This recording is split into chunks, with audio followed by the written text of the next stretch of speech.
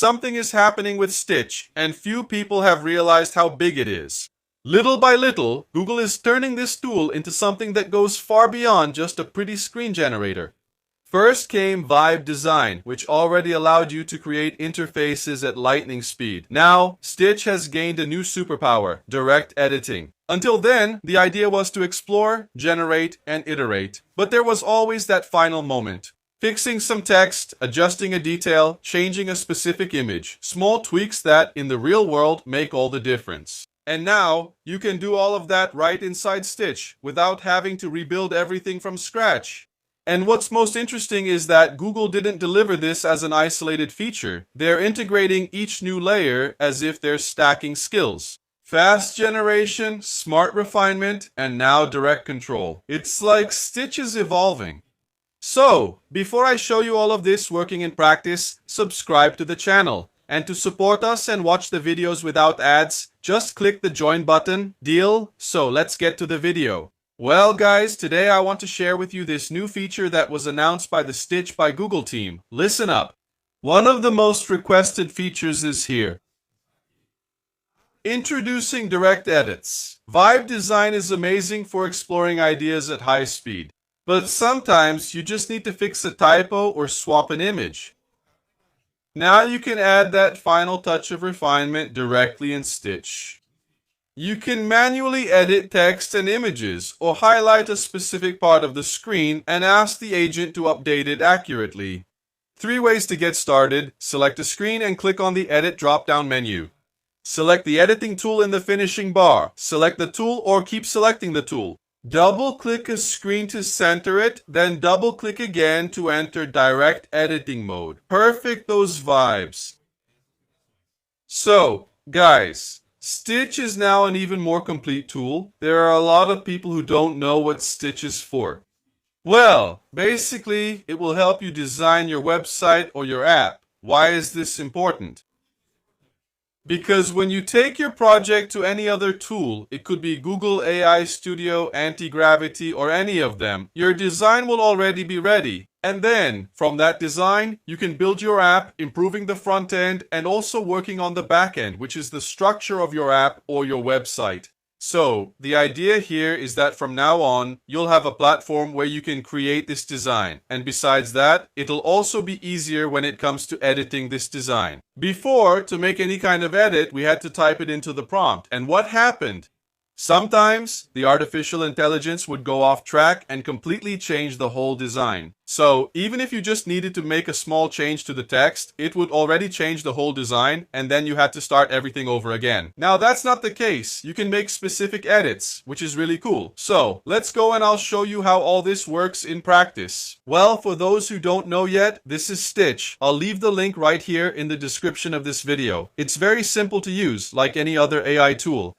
Here in this menu, you select whether you want to create an app or a website. Here you have the prompt field, where you will type your command. By clicking the plus button, you can upload files like PDFs, for example, or even add a URL and ask the AI to take inspiration from the website you add here. And here you have 3 Flash 3 Pro and Redesign available, which will help you redesign current apps or websites with Nano Banana Pro.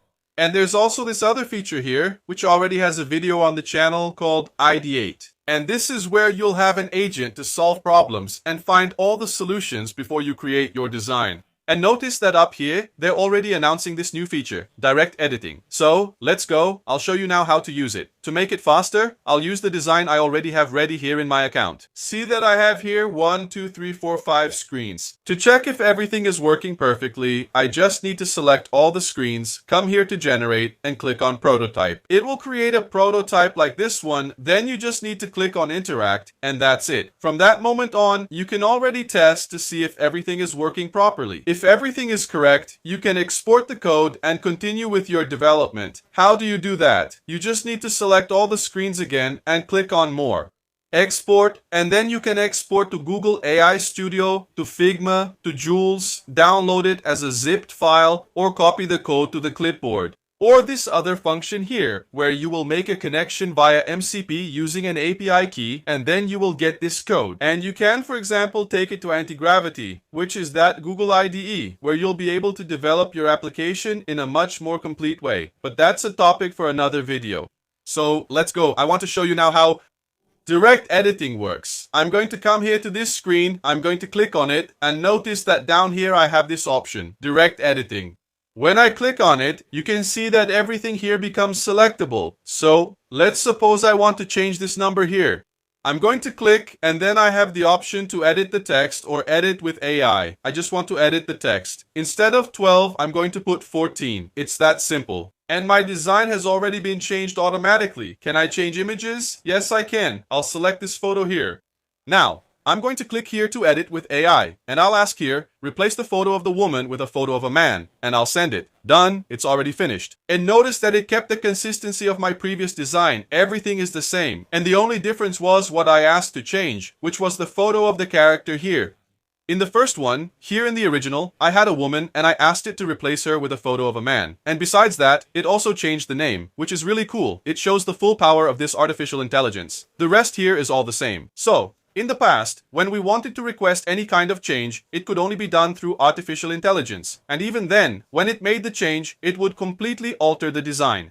Not anymore. Now it makes specific edits both in the text and in the image. This can also be done in the image you just generated. If you don't like something, just click on the pencil again. Everything I have here becomes editable, not just the image, but also the text. If I want to change something, I just need to click again. And there are those two options. I can edit just the text or edit everything using artificial intelligence. So this is amazing because since this tool isn't natively available in our language, sometimes when generating a text in Portuguese, it makes some mistakes. So you just need to come here, select the part you want, click on edit text, and then you can come here and type the change you want to make. This ends up saving a lot of time because instead of asking AI, you can change the text manually. Let's take a look at this other design here. I'm going to click here to make a direct edit. And notice that even the buttons inside here become editable. So, if I want to change the color, for example, I just need to click here, ask to edit with AI, and this change is automatically made in a few seconds, without changing the entire layout of my design. Another really cool feature they just added is this one. When I click on Modify, the Design System option appears here, then I'll click here on Create. Then I have two options. I can create a new one, or create one based on this design I selected. That's what I'm going to do now. Notice that now, here in the side panel, I have all the characteristics of this design I just selected. For example, the color profile of this design, the light and dark mode, the color palette, which I can change, the font type, and the corners of my design here, which I can also change. Let's suppose that I want, just for this design here, to switch to a light mode and change the color palette. I want a slightly darker shade of blue. As for the font, I'll leave them as they are. And here on the corners, I'll make them a little more rounded. Once that's done, just click here to save and apply. You can see that it has already started to change. And that's it. It has already given me the second option here, with light mode applied and with the corners of my design more rounded. So this ends up saving a lot of time.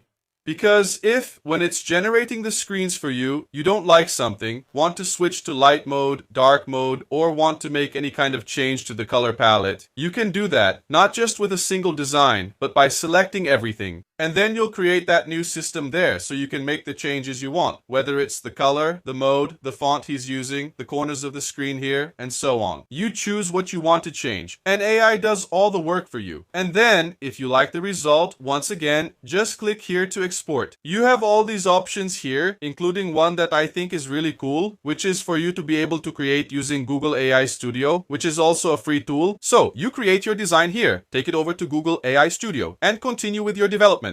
So, guys, try it out. It's available from now on, both for paid accounts and free accounts, and then come back here in the comments to tell me what you think about these updates rolling out in this fantastic Google tool. So, what do you think about all these changes happening so quickly inside Stitch? Do you think this is part of something bigger?